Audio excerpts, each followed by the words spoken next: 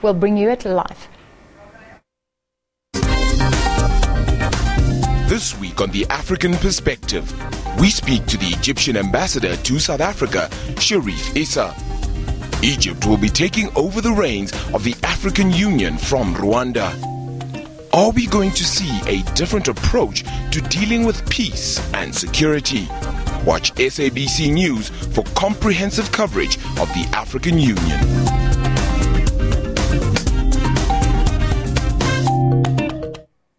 That is at 9:30 this evening. Welcome to Tsepiso Makwetla, presenter of African Perspective. Great as always. Sometimes you're with me, sometimes we're talking about African Perspective. So, AU changing leadership, is there a change expected? Some would say that the AU needs to find its feet still. So what happens now is it's a change of guard in terms of the chairmanship of the AU.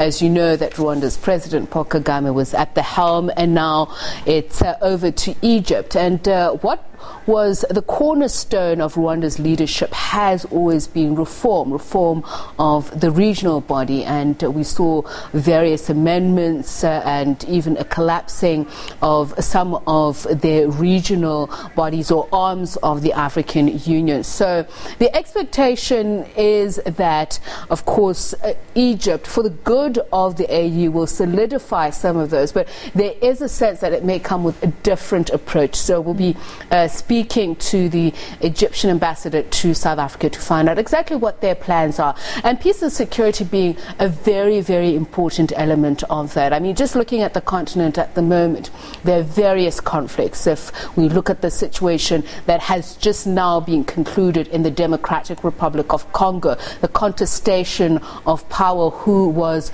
the legitimate winner of those elections. Obviously, the AU had come out saying that, you know, there needs to be a dialogue, but ultimately the Democratic Republic of Congo must resolve that. So we'll also be looking at Zambia. There have been allegations of rights abuses. The opposition leader Hichilema Akienda has been here in South Africa making those claims, Zambia refuting them. We'll also be looking at Zimbabwe, where there have been growing calls from MDCT, which is a breakaway from the main opposition, MDC, calling for national dialogue on the situation in Zimbabwe. And naturally, if you look at all of these are things that the AU has to contend with itself as well. All right, so watching all the developments across our continent, thank you very much. And catch her this evening, Tsepiso Makwetla with African Perspective, 9:30. We take a short break. I'll be back with you.